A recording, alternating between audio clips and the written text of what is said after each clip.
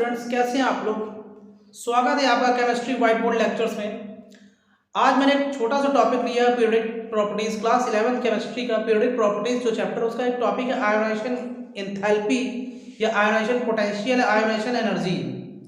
Ionisation energy या ionization potential आप कुछ भी कह सकते हैं, दोनों का एक ही मतलब होता है। आई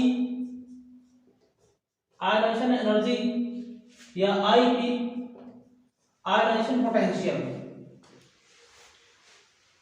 गाइस बच्चों, आप जानते हैं कि ये वैलेंस इलेक्ट्रॉन होता है, ये लास्ट इलेक्ट्रॉन को हम वैलेंस इलेक्ट्रॉन कहते हैं। और ये न्यूक्लियस तो पॉजिटिव चार्ज होता है और इसके बीच फोर्स ऑफ अट्रैक्शन होता है। फोर्स ऑफ अट्रैक्शन से ये बंधा हुआ होता है। अब आयोनाइजेशन एनर्जी में आपको क्या करना है कि मान लीजिए ये इलेक्ट्रॉन आपको यहां से निकालना है, तो आपको इसको एनर्जी देनी पड़ेगी। आप इस इलेक्ट्रॉन को यहां से निकालने के लिए जो एनर्जी आप देते हैं वो कहलाती है आयोनाइजेशन एनर्जी, क्योंकि ऑलरेडी फोर्स ऑफ अट्रैक्शन है। तो जब इससे ज्यादा एनर्जी आप देंगे तभी ये इलेक्ट्रॉन यहां से बाहर निकल पाएगा। तो अगर हम इसकी डेफिनेशन लिखें तो ऐसे लिख सकते हैं, it is the amount of energy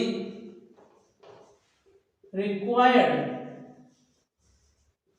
to remove valence electron from an isolated gaseous atom।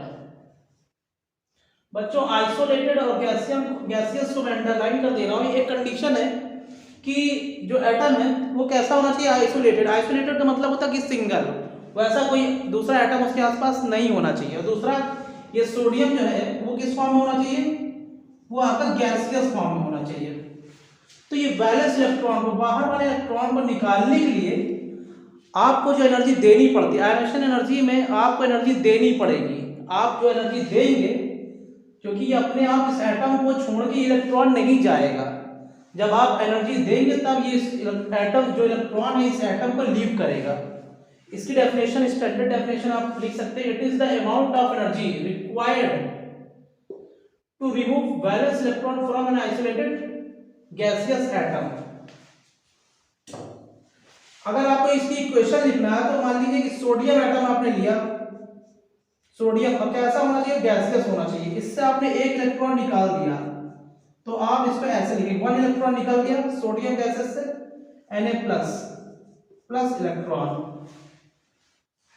अब मान लीजिए मैं आपको बताता हूं कि जरूरी नहीं कि आप एक ही इलेक्ट्रॉन निकालें। अब आपका मन और इलेक्ट्रॉन निकालने को हो रहा, तो उसके अंदर वाला इलेक्ट्रॉन आप निकालेंगे, फिर उसके अंदर वाला इलेक्ट्रॉन निकालेंगे। तो इस मेथड को जब आप दूसरा इलेक्ट्रॉन निकालेंगे, तीसरा इलेक्ट्रॉन निकालेंगे, तो उसे कहते हैं सक्सेसिव आयोनाइजेशन एनर्जी। तो आप नेक्स्ट टॉपिक यहां बढ़ा सकते हैं, सक्सेसिव। इसका भी मैं बेसिक बता देता हूं आपको, सक्सेसिव आयोनाइजेशन एनर्जी। अब मान लीजिए आपको दूसरा इलेक्ट्रॉन निकालना है, तो यहाँ का तो इलेक्ट्रॉन खाली हो गया है, अब अंदर आप यहीं से निकालेंगे।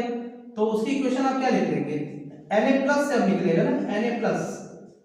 ये इससे आप एक इलेक्ट्रॉन निकालेंगे तो यहाँ पे आ जाएगा क्या, Na+2 गैसियस प्लस इलेक्ट्रॉन।